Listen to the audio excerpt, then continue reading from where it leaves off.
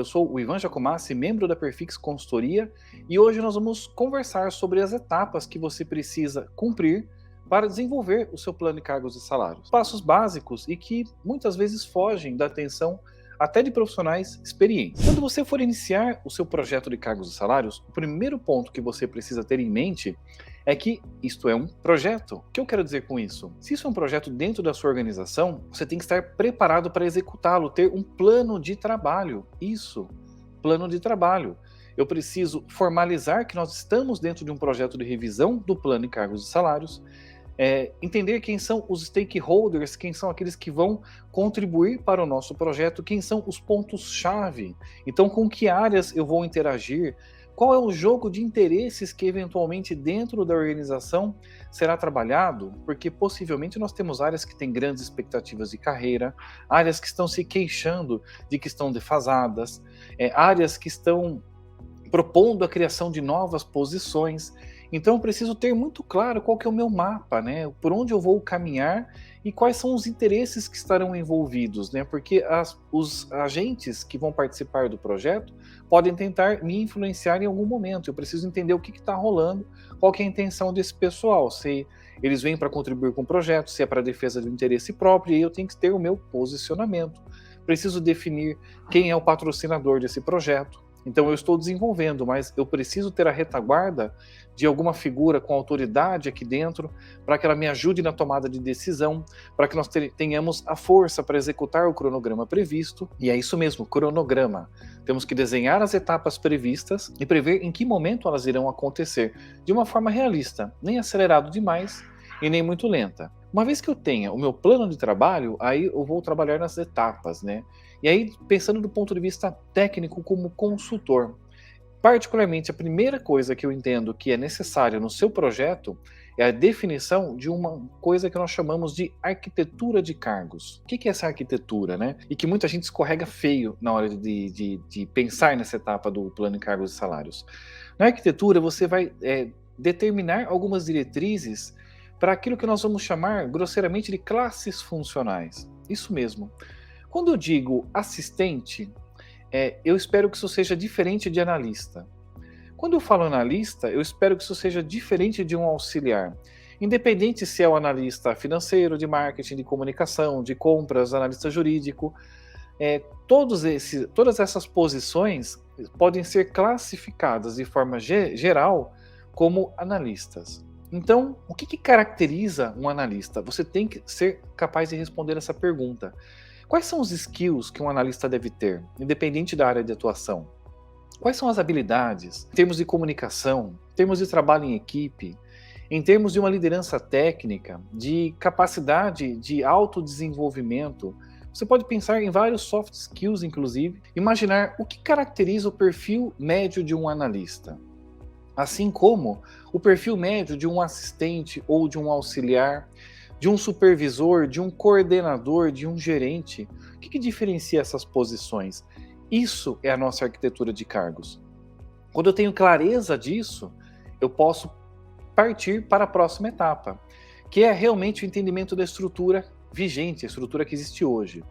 Nessa etapa, que talvez seja mais trabalhosa, é hora de você fazer o inventário de campo. Você tem que fazer entrevistas, coletar dados. Você pode disparar formulários, mas o seu objetivo é entender o seguinte: olha, quais são as posições que existem hoje aqui dentro e o que elas fazem? Catalogar, levantar, estudar essa estrutura. Depois que você tiver isso bem claro, você deve entender também com as áreas mais estratégicas quais são as perspectivas de negócio, o que se pretende para o futuro da organização. E quando você tiver todas essas informações, aí é hora de voltar para a arquitetura. Eu vou cruzar o que eu encontrei com o meu, digamos assim, que a arquitetura é quase como se fosse um gabarito, né? E eu começo a ver, olha, aqui na área X eu tenho, por exemplo, um assistente de comunicação. Só que quando eu vejo o que esse ou essa profissional está fazendo e eu comparo com a minha arquitetura, talvez eu descubra que, na verdade, esse assistente já é nível analista. Então eu tenho uma distorção na minha estrutura. Isso vai causar problemas na área, tanto do ponto de vista de quem está lá hoje, porque vai se frustrar, as pessoas percebem. Eu sei que eu estou atuando no nível de analista e a empresa está me alocando como um assistente, com uma remuneração de assistente. Isso frustra. Da mesma forma, se você abre um processo seletivo, vai dar, para não falar uma palavra ruim aqui, né, vai dar problema. Por quê? Eu vou abrir a vaga de assistente, vou contratar provavelmente um assistente, quando eu jogo ele na área para trabalhar, o que acontece? O gestor vem com uma demanda de analista, e ele fala, poxa, você não contratou alguém competente para trabalhar aqui. Claro, a vaga estava mal desenhada. Então, esse é o exercício de cruzamento, estrutura com arquitetura. Da mesma forma, você pode ter o contrário. Você olha ali, por exemplo, olha, eu tenho aqui o analista financeiro. Só que quando eu vejo o que esse profissional está fazendo na área, poxa, está subdimensionado. Está fazendo atividades que seriam talvez de um auxiliar. Só está com o nome analista, mas é tipicamente o que nós classificaríamos como um auxiliar. Então, como técnico, o seu trabalho é entender essas divergências e começar a montar um depara com uma estratégia. Como é que nós vamos corrigir isso? Qual que é o nosso plano de curto, médio e longo prazo com relação a essa estrutura? Não só para o que existe hoje, né, os consertos, digamos assim, as correções devidas, mas também olhando para frente. Quais são as posições que a área de negócio, dado o escopo que ela nos passou, quais são as posições que nós precisaremos e que talvez não estejam previstas hoje? E mais, quais as posições que existem hoje que talvez não façam mais sentido daqui a 2 ou 3 anos, os cargos que podem desaparecer?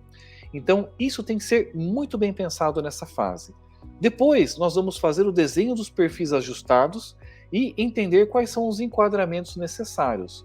Quando eu tiver a minha estrutura bem montada, e aí você já chegou na metade do processo ou até passou um pouquinho, aí agora o nosso momento é o de fazer a pesquisa salarial. Aí, sabendo as posições já ajustadas, nós vamos fazer a pesquisa, nós vamos procurar entender quais são os valores de mercado que são praticados para essas diferentes posições. E aí você diz, é porque eu quero buscar a média de mercado? Não necessariamente. Para algumas posições eu vou tentar estar na média, para algumas eu vou querer ser agressivo, ir na direção de um terceiro quartil. Para algumas eu posso ser conservador, trabalhar no primeiro quartil.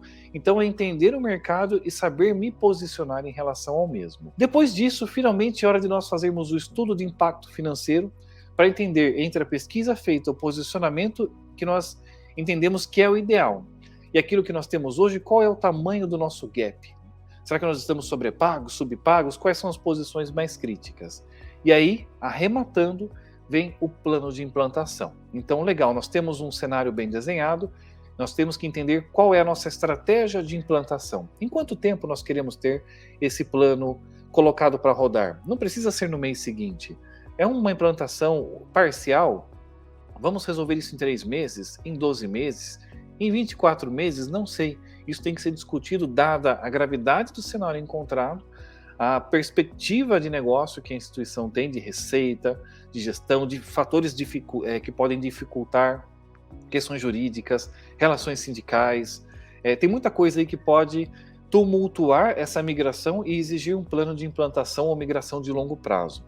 Mas esse é o passo a passo que eu recomendo que você siga minimamente para ter o seu plano revisado de uma forma profissional. E pode ter certeza que fazendo isso, seguindo o nosso método, você vai ter uma chance de sucesso muito maior, vai ter uma implantação muito tranquila. Agora, se o que eu estou dizendo aqui pode parecer talvez muita coisa de uma vez, num vídeo só, se você não sabe o que é esse tal de terceiro quartil que eu mencionei e quer se aprofundar na dinâmica, né, quer ganhar nível e skill de consultoria nisso, eu deixo aqui para vocês, no link do nosso vídeo, o acesso direto ao meu curso de plano de cargos e salários. E ali você vai encontrar conteúdo em profundidade para daí botar a mão na massa junto comigo e conseguir cumprir todas essas etapas que nós estamos mencionando aqui.